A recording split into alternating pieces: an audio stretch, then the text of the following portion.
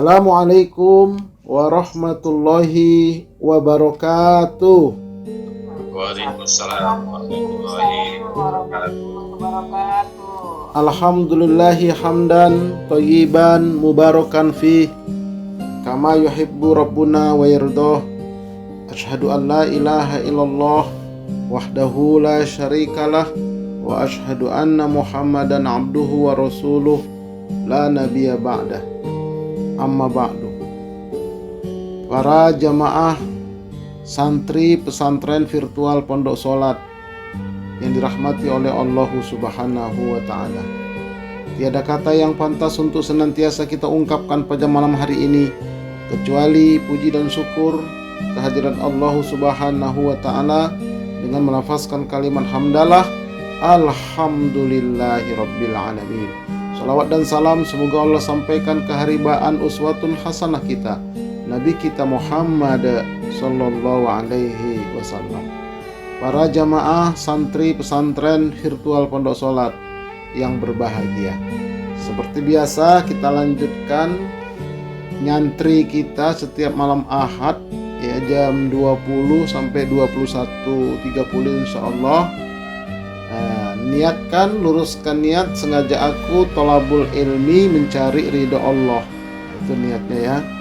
Nah, kalau kita pasang niat, insya Allah nanti apa yang kita lakukan setiap malam Ahad seperti ini itu di sisi Allah menjadi amal soleh buat kita, insya Allah. Dan timbangannya berat.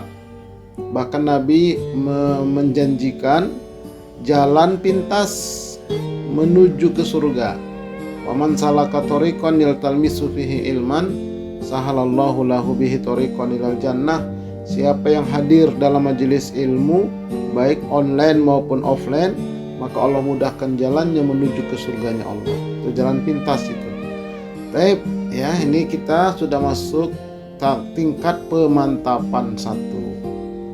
Nah, kemudian kami informasikan juga bahwa insya Allah coming soon, mohon doanya, kita akan mendirikan pesantren Pondok Salat khusus dewasa. Lokasinya insya Allah nanti kita tetapkan ya, untuk meningkatkan kualitas sholat zahir dan sholat batin. Nanti di sana itu ada program tambahan seperti menata akal dan kolbu agar hidup tenang dan bahagia, konsultasi tentang waris, solusi permasalahan, konsultasi tentang penyakit jasmani rohani, kemudian kajian tentang wawasan keislaman dan lain-lain. Insya Allah nanti bisa nginep 3 hari, 7 hari, 10 hari. Oke ya, tapi ya di sana berbayar karena ada makannya begitu. Mohon doanya ya, sambil kita wisata rohani insya Allah. Nah, jadi harus dimimpikan dulu. Nah, kalau sudah kita mimpikan, kita doa, ikhtiar, nanti Allah berikan jalan insya Allah. Mohon doanya lah. Baik. Nah, kita masih kepada menggapai sholat khusyuk. Nah, pada malam hari ini kita selama ini kan di akidah. Nah, kita masuk ke dalam iman sekarang, tentang iman ya. Jadi dalilnya ini, dan mintalah pertolongan kepada Allah dengan sabar dan dengan menegakkan sholat. Dan sesungguhnya yang demikian itu sungguh berat kecuali bagi orang-orang yang khusyuk, yaitu orang-orang yang meyakini bahwa mereka akan menemui Tuhannya dan bahwa mereka akan kembali kepadanya. Nah, ini tentang akidah, iman, dan tauhid. Jadi di sini diperkuat karena rukun Islam itu kan 5. Yang paling dasar itu adalah syahadat, iman, tauhid. Itu pondasinya. Baru di atasnya sholat. Oke. Nah, jadi tema kita pertemuan ke-8 ini ya, persiapan menggapai sholat khusyuk tentang iman dan keutamaan orang-orang beriman. Setelah akidah ya. Jadi kan selama ini kan kita sudah kaji tentang akidah. Jadi orang muslim itu akidahnya harus benar, syahadatainnya itu sudah kita kaji. Nanti bisa dilihat di video-video sebelumnya. Nah, sekarang kita akan mengkaji tentang iman. Orang beriman, orang mukmin itu keyakinannya adalah iman. Baru nanti tauhid ke depannya. Ini kita iman dulu nih. Apa sih iman itu sebetulnya begitu? Oke. Nah, pembahasan tentang iman. Jadi, pembicaraan tentang iman itu merupakan salah satu perkara yang penting dan sangat mendasar. Penting, sangat mendasar. Kenapa? Jika salah dalam memahami keimanan, maka akan bisa menyebabkan seseorang itu terjerumus dalam keharaman, kebid'ahan, dan bisa juga berujung pada kekafiran kalau imannya nggak benar, kalau imannya batal. Jadi imannya lebih dalam dia daripada akidah. Ya, kalau akidah itu agak global, kalau iman lebih ke dalam dia, pertengahan. Nanti kalau tauhid lebih dalam lagi. Itulah yang Nabi tanamkan selama 13 tahun di Mekah. Kemudian berlanjut ke Madinah. Nah, iman, apa sih iman? Secara bahasa, iman itu artinya percaya dengan pengakuan yang melahirkan sikap menerima dan tunduk. Menerima dan tunduk. Nah, itu iman. Nah, kalau akidah kemarin keyakinan yang kokoh. Nah, kalau iman ini kepercayaan dengan pengakuan yang melahirkan sifat atau sikap menerima, tunduk. Menerima syariat Allah dan Rasul-Nya, tunduk kepada syariat Allah dan Rasul-Nya. Itulah iman. Menerima dan tunduk atas syariat Allah dan Rasul-Nya. Kemudian menurut syar'i, pengakuan dengan lisan, pembenaran dalam kalbu, dan pengamalan dengan anggota badan. Nah, ini nanti ada hadisnya nih. Jadi iman itu 3 dia komponennya. Lisannya mengucap, kalbunya membenarkan, anggota badannya mengamalkan. Kurang salah satu, itu imannya nggak sempurna, bahkan bisa nggak sah. Kemudian para alim ulama mendefinisikan iman itu adalah ucapan dengan lisan, keyakinan dalam kalbu, serta pengamalan dengan anggota badan. Iman itu bisa bertambah dengan ketaatan dan bisa berkurang dengan kemaksiatan. Jadi dia bisa bertambah, dia kalau kita beramal ibadah taat, dia bertambah. Baca Quran nambah iman, sedekah nambah iman. Tapi bisa berkurang kalau orang itu berbuat maksiat, imannya akan berkurang. Ini menurut definisi para alim ulama. Nah, kemudian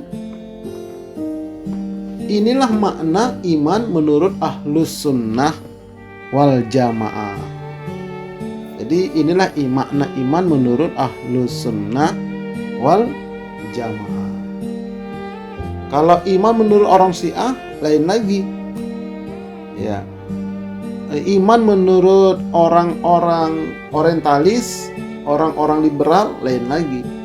Tapi kalau Ahlus Sunnah wal Jamaah, inilah definisi iman. Jadi iman itu bisa bertambah, bisa berkurang. Oke, baik. Nah, dalilnya ini dia. Ini bersumber dari Ali bin Abi Thalib. Telah berkata dia, kata Ali, telah bersabda Rasulullah SAW, al-imanu ma'rifatum bil qalbi wa qaulum bil lisani wa amalum bil arkani. Qala Abu Salti law quri'a hadzal isnadu ala majnun la baro'a. Dari Ali bin Hasan, dari Ali bin Abi Thalib, ia berkata, Rasulullah SAW pernah bersabda, iman itu adalah pengetahuan di dalam kalbu, perkataan dengan lisan, dan perbuatan dengan anggota badan. Ini hadis. Abu Salti berkata, sekiranya sanad ini dibacakan kepada orang gila, maka dia akan menjadi sembuh dari kegilaan. Jadi kata salah seorang sanadnya hadis ini yang bernama Abu Salti, ya, jadi kata dia, kalau ada orang gila, bacakan hadis ini. Al-imanu ma'rifatum bil qalbi wa qaulum bil lisani wa amalum bil arkan. Sembuh tuh orang itu. Dibacakan ayat ini di kuping dia. Bila perlu dikasihkan minum kepada dia, orang-orang gila, sembuh. Nah, ini pernah dicoba oleh Abu Sol, tapi saya sendiri belum pernah nyoba. Ya, ada orang gila, takut pula nanti menular pula gilanya sama kita. Tapi kalau memang mereka itu keimanannya sudah mantap, dibacakan redaksi ini dari mulai Al-Imanu sampai Bil Arkan, itu sembuh orang gilanya. Nah, jadi kita sekarang untuk kita sendiri dulu lah. Jangan dibacakan ke orang, kita bacakan ke diri kita supaya kita tidak gila iman kita. Jadi supaya lurus iman kita. Jadi al-imanu ma'rifatum bil qalbi wa qaulum bil lisani wa amalum bil arkani. Iman itu pengetahuan di dalam kolbu, perkataan di dalam lisan, dan perbuatan di anggota badan. Nah, itu dia. Jadi 3 itu dia. Nggak boleh salah satu. Ada orang lisannya mengucapkan, tapi kolbunya mengingkari, perbuatannya pun mengingkari. Ada orang ucapannya mengucapkan, kolbunya meyakini, tapi nggak dibuktikan dalam perbuatan. Karena ada istilah itu, kenapa nggak pakai kerudung, Mbak? Pak Ustadz, yang penting kan hati saya yang saya jilbabin. Walaupun saya nggak pakai kerudung, yang penting hati saya jilbabin. Saya kerudungin hati saya. Nah, itu nggak benar. Ya harus dibuktikan dong dalam perbuatan. Kenapa nggak sholat? Yang penting kan saya ingat. Yang penting kan saya berbuat baik. Apa artinya sholat kalau dia nggak berbuat baik? Itu nggak benar juga. Sholat ya wajib kerjakan, berbuat baik ya wajib, ucapan ya wajib dijaga. Jadi 3 itu nggak boleh hilang salah satu. Kalau hilang salah satu, kata ulama berdasarkan hadis ini, maka imannya itu nggak sempurna, bahkan imannya nggak sah. Nah, karena 3 ini. Oke ya. Mari kita lihat. Dengan demikian, unsur-unsur iman itu 1. Diucapkan pada lisan, dibenarkan dan diyakinkan dalam kolbu, kemudian dipraktikkan dalam perbuatan sehari-hari. Nah, inilah yang dikatakan unsur-unsur iman, komponen iman. Jadi gitu. Jadi harus ada sinkronisasi antara lisan kita dengan kolbu kita dengan perbuatan kita, seiring sejalan. Lisannya mengucapkan iman, kolbunya meyakininya, perbuatannya melaksanakannya. Nah, kalau nggak begitu, maka imannya nggak utuh. Makanya nggak sah tadi imannya. Oke, lebih mendalam lagi, begini iman itu. Yang ada di kolbu, yang ada di lisan, yang ada di perbuatan. Nah itu, jadi di kolbu itu nanti, luar biasa itu kolbu itu ada 3 lapis dia. Di manalah iman itu di kolbu itu? Nah, di lisan juga begitu. Nah, makanya kan ada hadis nanti, la yu'minu ahadukum.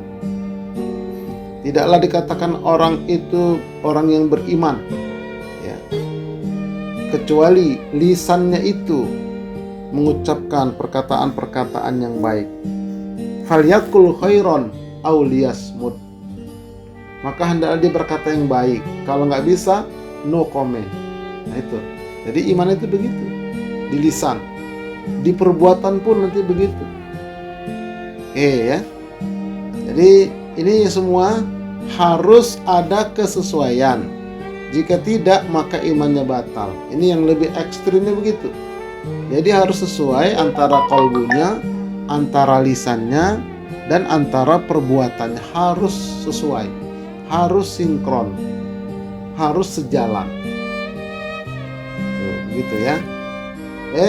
Nah sekarang kita lihat dulu keutamaan orang-orang yang beriman kayak tadi itu. Sesuai ucapannya, keyakinannya, perbuatannya. 1. Orang yang paling beruntung. Allah berfirman, a'udzubillahi minasyaitonirrajim, qad aflahal mu'minun. Sesungguhnya sangat beruntunglah orang-orang yang beriman. Nah ini surah Al-Mu'minun ayat yang pertama. Beruntunglah orang yang beriman. Ini Allah yang menyatakan. Sungguh telah beruntunglah orang yang beriman. Sangat beruntung orang yang beriman. Nah, makanya kalau kita mau jadi orang beruntung, ayo sempurnakan iman kita. Nah, kalau akidah itu Islam, udah selesai kita. Jangan berhenti di situ lama-lama, naik kita kepada iman. Nah ini ya, supaya kita termasuk orang yang beruntung. Nah kemudian orang beriman itu senantiasa diberikan kekuatan oleh Allah. Walillahil izzatu walirrasulihi walil mu'minin walakinnal munafiqina la ya'lamun. Padahal kekuatan itu hanya milik Allah dan diberikan untuk Rasulnya dan diberikan untuk orang-orang yang mukmin. Akan tetapi orang munafik itu tidak mengetahui. Jadi kalau kita betul-betul beriman, Allah kasih kekuatan pada diri kita. Kuat lahir batin kalau betul-betul beriman. Nah, kemudian orang beriman itu akan diberikan kekuasaan di muka bumi ini. Memerintah, memimpin, karena memang kita manusia diciptakan Allah sebagai khalifah. Nah, ini dia janji Allah dalam Al-Qur'an. Wa'adallahu alladhina amanu minkum wa 'amilus shalihat la yastakhlifannahum fil ardh. Dan Allah telah berjanji kepada orang-orang yang beriman di antara kamu dan mengerjakan amal-amal yang soleh bahwa Dia sungguh-sungguh akan menjadikan mereka berkuasa di muka bumi. Tapi Ustadz, di Indonesia ini kan mayoritas orang Islam. Kok orang Islam Indonesia kok nggak pernah mimpin sebagai pemimpin ya? Kenapa Islam itu nggak pernah memimpin di Indonesia ya? Andai kata Islam ini dia memimpin, kan kita ini bisa makmur. Itulah tandanya di Indonesia ini belum beriman. Jadi Allah belum kasih. Kalau udah mayoritas beriman, baru dikasih. Masih banyak kan orang Muslim itu Islamnya Islam KTP, Islam abangan, Islam aliran, begitu. Jadi belum beriman. Makanya Allah tidak kasih di Indonesia ini pemimpin yang beriman. Belum Allah kasih.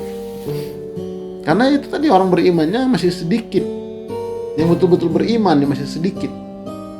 Masih kebanyakan orang Muslim. Itu tadi Muslim macam-macam. Muslim fasik, Muslim munafik. Itulah yang memimpin. Tapi kalau betul-betul beriman, Allah kasih nanti orang beriman itu baru betul-betul kuat. Kapan itu? Wallahu a'lam lah.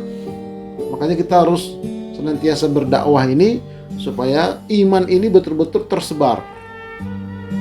Oke, baik. Kemudian yang keempat, orang beriman itu selalu dibela oleh Allah. Innallaha yudafi'u 'anil ladzina amanu. Innallaha la yuhibbu kulla khawanin kafur. Sesungguhnya Allah membela orang-orang yang beriman. Sesungguhnya Allah tidak menyukai tiap-tiap orang yang berkhianat lagi mengingkari nikmat. Jadi kalau kita betul-betul beriman, dibela dunia akhirat. Dibela kita oleh Allah dengan caranya Allah membela kita. Nah, ini harus kita yakini. Jadi Allah itu membela orang-orang beriman. Dibela itu artinya Allah berpihak kepada kita, itu maksudnya. Jadi Allah membela kita itu. Allah berpihak kepada kita. Oke. Kemudian orang beriman itu akan diberikan rasa nyaman dan petunjuk. Alladzina amanu wa lam yalbisu imanahum bizulmin ulaika lahumul amnu wa hum muhtadun. Artinya, orang-orang yang beriman dan tidak mencampur adukkan iman mereka dengan kezaliman, dengan kesyirikan, mereka itulah orang-orang yang mendapat keamanan dan mereka itulah orang-orang yang mendapat petunjuk. Nah, jadi kalau betul-betul dia beriman, dia aman, dia nyaman, dia tenang. Tapi kalau mengaku beriman, ternyata imannya bercampur dengan syirik, dia nggak aman, nggak tenang. Misalnya ada orang ngaku beriman, dia pergi ke Bandung, di tengah jalan dia lupa. Waduh, ada yang lupa ini di dompet. Apa lupanya itu? Dia punya keris kecil segini, sakti kerisnya katanya. Wah, ketinggalan, balik lagi dia ke rumah. Karena nggak nyaman dia kalau nggak bawa keris di dompet itu, dia nggak nyaman. Nah, itulah orang musyrik. Kalau orang beriman nggak ada itu semua. Semata-mata dia beriman kepada Allah, aman. Jadi orang yang beriman dan tidak mencampur adukkan iman mereka dengan syirik, mereka itulah orang yang aman. Tapi kalau bercampur syirik, nggak aman, nggak tenang dia hidup. Nah ini, jadi ini iman ini harus betul-betul kita jaga dia, kita pupuk, kita rawat. Nah, keenam, orang beriman akan diberikan keselamatan. Tsumma nunajji rusulana walladzina amanu kadzalika haqqan alaina nunjil mu'minin. Kemudian kami selamatkan rasul-rasul kami dan orang-orang yang beriman. Demikianlah menjadi kewajiban atas kami menyelamatkan orang-orang yang beriman. Nah, jadi orang beriman itu akan diselamatkan oleh Allah. Nah itu, jadi ini yang harus kita yakinkan. Kalau kita betul-betul beriman, Allah selamatkan dunia, akhirat. Jangan khawatir. Nah, tapi imannya harus benar. Bagaimana iman yang benar? Nanti pada pertemuan-pertemuan berikutnya ya. Yang ketujuh, orang beriman akan diberikan kehidupan yang baik di dunia ini dan akan diberikan pahala yang lebih baik di akhirat nanti. Ini dia ayatnya. Man amila sholiha min dzakarin aw untha wa huwa mu'min falanuhyannahu hayatan thayyibah wa lanajziyannahum ajrahum bi ahsani ma kanu ya'malun. Artinya, barang siapa yang mengerjakan amal soleh, baik laki-laki maupun perempuan, dalam keadaan beriman, maka sesungguhnya kami akan berikan kepadanya kehidupan yang baik di dunia ini, dan sesungguhnya akan kami berikan balasan kepada mereka dengan pahala yang lebih baik di akhirat nanti dari apa yang telah mereka kerjakan. Asalkan beramal solehnya dasarnya iman. Apa itu dasarnya iman, Ustadz? Jadi kalau dasarnya iman itu nggak ada keberatannya. Ngaji ini kan amal soleh. Kenapa ikut pengajian setiap malam Ahad di Zoom? Ya udah, memang saya yakin ini adalah syariat Allah dan Rasulnya.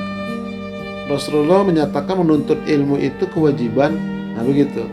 Dan banyak pahala di sana. Nah itu jadi itu karena iman seperti itu. Nah, orang yang iman seperti itu beramal itu nanti akan diberikan kebaikan kehidupannya di muka bumi. Ekonominya baik, ya walaupun nggak kaya-kaya amat, ya tapi baiklah. Syukur-syukur kaya, berkah, insyaallah. Di akhirat nanti lebih baik lagi. Apa aja amalan soleh? Jadi aman amila solihan, pakai soleh dia. Jadi di sini masuk amal soleh ini adalah termasuk ibadah kepada Allah dan muamalah kepada manusia, muamalah kepada alam. Nah, itu amal soleh semua. Berbuat baik, dasarnya iman. Nah itu dia akan diberikan pahala yang baik. Nggak ada yang gratis. Di sisi Allah nggak ada yang gratis. Asalkan kita karena iman. Oke, nah yang kedelapan, orang beriman itu akan selalu bersama Allah. Wa annallaha ma'al mu'minin. Dan sesungguhnya Allah beserta dengan orang-orang yang beriman. Dalam ayat lain kan ada itu innallaha ma'as sabirin. Sesungguhnya Allah bersama dengan orang yang sabar. Ini juga begitu, wa annallaha ma'al mu'minin. Dan sesungguhnya Allah beserta dengan orang beriman. Jadi kalau kita betul-betul beriman, jangan khawatir. Allah selalu bersama kita, mengawasi kita, melindungi kita, menolong kita, membantu kita, dan seterusnya. Nah itulah itu orang-orang beriman itu. Nah, jadi sekali lagi kita harus betul-betul meyakini ini. Nah, oke ya. Yang ke-8, yang ke-9, orang beriman itu akan diberikan balasan surga kelak. Nih, kita lihat. Wa'adallahul mu'minina wal mu'minat jannatin tajri min tahtihal anhar khalidina fiha wa masakina thayyibatan fi jannati adn wa ridwanum minallah akbaru dzalika huwal fawzul azim. Allah menjanjikan kepada orang-orang yang beriman itu, baik yang laki-laki maupun yang perempuan, mendapatkan surga yang di bawahnya mengalir sungai-sungai, kekal mereka di dalamnya, dan mendapatkan tempat-tempat yang bagus di surga Aden. Dan keridhaan Allah adalah lebih besar. Itu adalah keberuntungan yang besar. Jadi Allah menjanjikan kepada orang mukmin itu surga, baik mukmin laki-laki maupun mukmin perempuan. Tapi betul-betul beriman ya. Nah, kemudian orang yang ke-10, orang yang beriman akan dibukakan pintu berkah, baik dari langit maupun dari bumi. Ini ayatnya. Walau anna ahlal qura amanu wa taqau la fatahna alaihim barakatim minas sama wal ardi walakin kazzabu fa akhadnahum bima kanu yaksibun. Jikalau sekiranya penduduk negeri-negeri itu beriman dan bertakwa, pastilah kami akan bukakan kepada mereka berkah dari langit dan dari bumi. Tetapi mereka mendustakan ayat-ayat kami, maka kami siksa mereka disebabkan perbuatannya itu. Nah, jadi janji Allah nih kepada penduduk negeri, kalau beriman bertakwa itu pintu berkah dari langit, hujan, pintu berkah dari bumi, tumbuhan. Nah, itu ahlul qura, penduduk negeri, baik negeri secara global maupun negeri secara kecil, itu keluarga. Jadi satu keluarga itu beriman, betul-betul imannya berkah, itu keluarga dari langit dan dari bumi. Inilah orang beriman. Kemudian yang ke-11, orang beriman tidak akan merugi. Justru orang beriman itu akan beruntung terus. Wal asri innal insana lafi khusrin illa alladzina amanu wa amilus solihat wa tawasaw bil haqqi wa tawasaw bis sabr. Demi masa, sesungguhnya manusia itu benar-benar berada dalam kerugian. Kebanyakan manusia rugi, kata Allah. Kecuali orang yang beriman.